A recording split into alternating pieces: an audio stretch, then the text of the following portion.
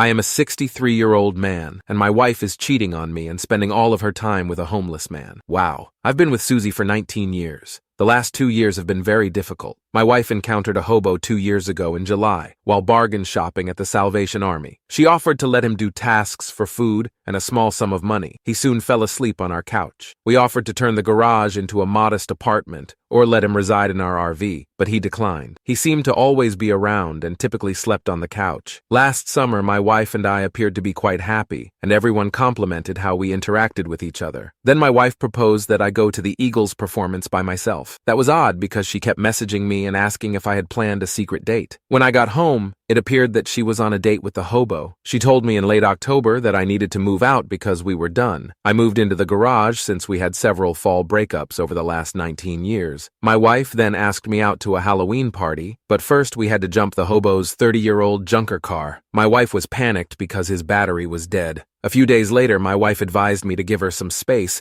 and we'd get through it. The hobo now lived on the couch full-time. A few facts. My wife hails from an affluent family that does not support her financially. She has not worked for 15 years. My main point of concern is that I do not make enough money. I often earn between $10,000 and $15,000 every month. The hobo hasn't worked in 8 years since he was freed from a hefty prison sentence. This entire thing is unbelievable. She was 27 years old when we met, and I was 44. She freaked out when I turned 60 years old. In fact, she is now 46 years old, but my health is still better than hers. I believed her when she said she needed 2 months, but it turned out to be 8 months. She said in May that she was going to spend a couple of weeks visiting her wealthy relatives, who live roughly 50 miles away. I left her alone, but I had some business nearby and dropped by to say hello. I was astonished to see a hobo driving her automobile. The hobo had his beater automobile taken away. I promised him I'd help him acquire a car because the automobile was worth less than $300 once towing charges were deducted. Susie called me in a panic because the hobo's car had been towed. Then, on May 20th, on my way back to work, I noticed our RV parked in an unusual location. I poked my head in to see what was going on and discovered the two of them completing the deed. I was so dumb for so long. I decided to quit the marriage, but Susie insisted that it was an anomaly. She wanted to remain married. The hobo has disappeared, and he appears to be living in the RV. Now, my wife is always gone. She goes grocery shopping and spends 5 hours at a time. She left for church at 7 a.m. today and has yet to return home 12 hours later. I'm a moron for even writing this. It has been a very pleasant 18 years. We traveled the world together and had many good experiences over the past 8 months. I've looked into dating, but dating at 63 isn't like dating at 29. According to a psychotherapist, Susie cannot stay with this hobo. When someone has an affair with an unsuitable individual, they are making a statement rather than looking for a replacement. But this has gone on for far too long. She maintains that we are back together, but she is constantly gone. She constantly claims that ladies I casually know were having torrid affairs. They weren't. As if this explains her actions. He obviously thought he was entering a lifelong relationship, as many people do when they marry, and then even provides this life for her in which he makes what appears to be very good money, and she does not have to work for 15 years only to be played for a fool and taken advantage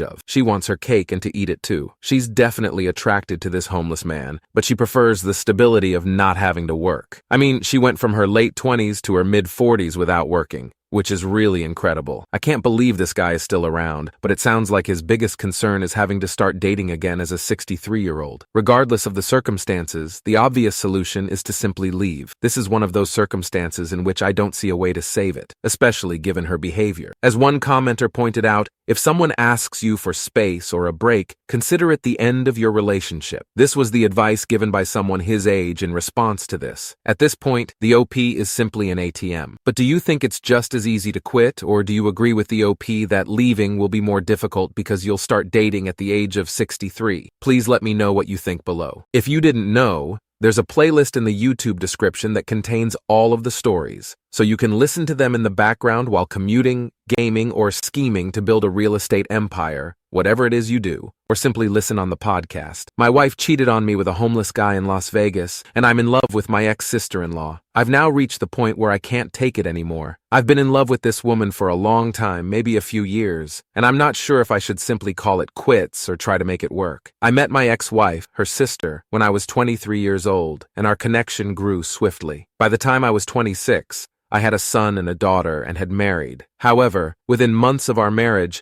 my wife had an affair, and the man she cheated on me with introduced her to drugs. After I confronted her about this, she stated she was going to get assistance, but she fled in the middle of the night. I haven't heard from her in 4 years, and the last I heard, she is still with that homeless guy, and they are both homeless in Las Vegas. I don't have the time or desire to follow her down after what she did. I ended up getting divorced in absentia. I did, however, retain a pretty good relationship with my in-laws. After all, my kids spend every other weekend with their grandparents on that side, and they still treat me like a son. I still attend Christmas gatherings, and the family likes me. Nobody talks about my ex anymore, mostly to avoid worrying my children. My oldest, my son, is deeply affected by his mother's departure. He's now 9 years old, and I had to take him to therapy after he told me he wished his mother had died. She had been verbally abusing him increasingly near the end, when he was about 5 or 6 years old. Anyway, around a year after my ex left, her sister and her boyfriend began visiting frequently to see the children. They knew I worked a lot and would babysit as practice for when they wanted to have their own children. My children adore them, and they were spoilt by them, which I didn't mind because we all deserve a little happiness. They married and were much in love. However, her husband perished in a job accident shortly after their daughter was born. It has been tremendously difficult and traumatic for everyone concerned, as one might expect. I followed my sister-in-law's lead and began taking her daughter to give herself time when things became too difficult to handle or she needed alone time. She has been in bereavement counseling for several years, yet she still wears her ring and has told me that she cannot envision dating again. I talked to her about him a lot, and she's in a better position now, but she's still in love with him. I can't imagine being in that kind of anguish. Over the last 2 years, we've been a more consistent presence in each other's lives. My kids adore their aunt, and I invite her over for dinner a few times a week. My daughters and her daughter have become close and loving toward one another, so they have sleepovers. I have moved on from my ex. The prospect of dating someone as scary as their mother has kept me away from the dating world. I'm not sure when it happened, but I eventually began to soften toward my sister-in-law. Considering what had happened to her, she is an excellent mother. She's one of the loveliest individuals I know, and her sense of humor constantly makes me laugh and smile. Then I realized that I was physically attracted to her. I've always felt awful about it because her late spouse was a close friend. I kept it to myself because she is clearly still grieving. Since COVID began, we've spent more time together because social alienation has caused us to lose contact with the majority of other people. Nothing romantic has ever been addressed, and I try not to flirt. But it was late last week after the kids had gone to bed. I made us a couple drinks, but not enough to get sloshed. She decided she wanted to spend the night, so I took my couch. I awoke to breakfast this morning, and the 4 of us felt like the family I'd always desired. She even kissed my forehead, which she doesn't often do. I still didn't say anything, but when she went, I saw my son peacefully playing with his toys in his room. He seemed upset, so I inquired if he was okay. He tells me bluntly, as only a child can, that he wishes my sister-in-law were his mother. I sat down with him and asked him why he felt that way, and he gave me a list of reasons, including how sweet she is to him, how she never screams at him, how he enjoys seeing her at his grandparents' house, and how she draws pictures with him, which I had no idea they did together. By the end, my already melting heart for this woman has become even more twisted up. When I visited and dropped them off with their grandparents, I tried to bring up the matter with her parents to get a sense of how others would perceive it. I made a joke about how she and I behaved like a married couple at times, and they didn't laugh and were really standoffish, friendly, but either they know something or they disapprove. It's becoming increasingly difficult for me to ignore or pretend that it's not affecting me. I am in love with her. Either I have to terminate it, find a method to avoid thinking about her, or figure out how to manage the issue and tell her everything. If anyone has any advice on how to approach a widow, particularly one who was married to a buddy and is the sister of your ex-wife with this type of aim, I would be grateful. What shall I do? So, except for the kiss on his forehead, there don't appear to be any straight, genuine, plain signals that the sister-in-law likes him in that sense, but that doesn't necessarily imply that she's into him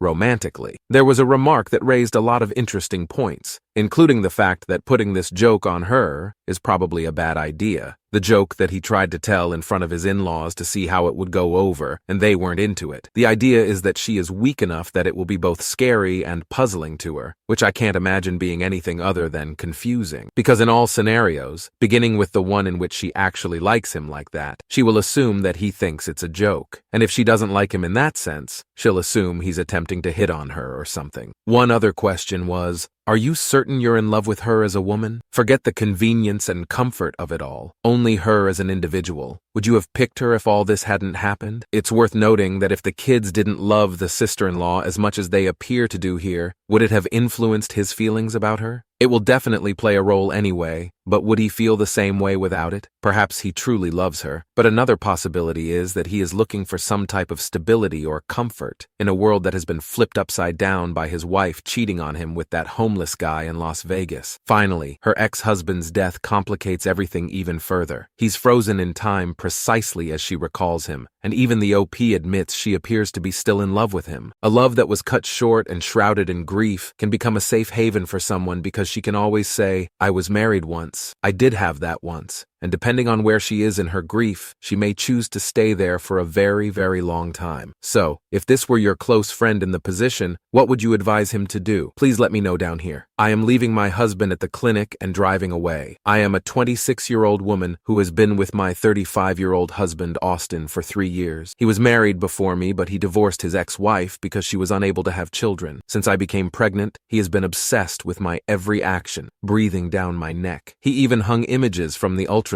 He also created a list of what I am and am not permitted to do, such as not driving, not eating certain foods, and not working, but I stayed my ground and kept working. Also, I would not wear high heels, watch certain shows, or see my own family unless necessary safeguards were taken. It was already exhausting for me, but he has made things 10 times worse. Yesterday, he woke me up at 7 a.m. and said we needed to go to the doctor. I questioned why, since I wasn't feeling unwell, and he said he simply had a hunch, and I had to miss work and accompany him to the appointment just to be sure since he suspected something was wrong. I declined, but he called my supervisor and took the day off for me. I was speechless, but decided to go ahead and get it over with. We arrived after he repeatedly chastised me for actions I took the night before that could have produced an issue, but there was none. The doctor informed us of this, but he also requested that she double-check, which she did. He then urged her to check again and again. I couldn't bear it when he asked her again. I just got up, grabbed my stuff, and walked out, leaving him disputing with the doctor. I got in the car and drove home right away. He kept calling me, then returned home and yelled at me for abandoning him in the middle of my exam and then leaving him at the clinic. I blew up at him, telling him I couldn't take his fixation any longer, that his paranoia made me feel paranoid, and that it was starting to damage my social life, mental and physical health, and livelihood. He looked at me and stated that I injured him with what I said, that he was simply trying to make sure the baby was okay, and that I had been aggressive and reckless with him and the baby the entire time. He accused me of acting like a neglectful mother, although the baby was not yet born. Then he went and turned off his phone. This morning he is behaving aloof and expects an apology for what I did. This sounds more serious than the OP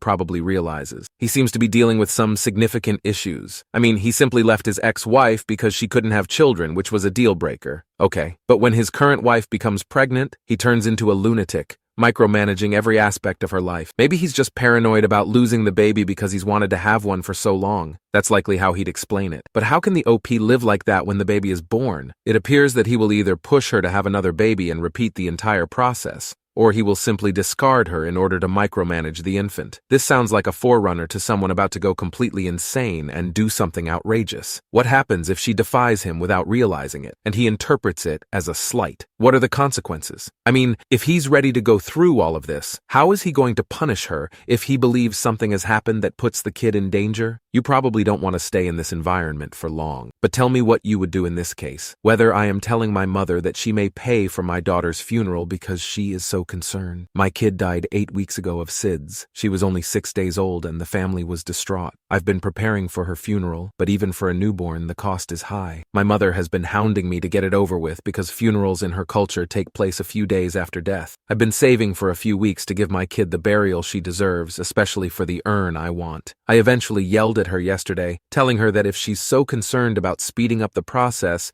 she can pay for the entire thing. This offended her since she was attempting to honor her culture. Losing a baby must be so devastating that I don't think it matters what culture you're from unless you've lost the baby yourself. If the OP finds solace in whatever culture they are alluding to by doing this and speeding it up, it is one thing, but it is an external force. Her mother wants her to grieve and react to this dreadful event however she sees fit. The OP's sole option here is to handle the situation as best they can and do what feels right for them. But what would you do do if you were in this circumstance? Make sure you subscribe to YouTube and click the bell to activate notifications. Then check out the next story by clicking on the YouTube description down below, which will play in the background while you relax. Anyway, thank you for watching. I'll see you all next time.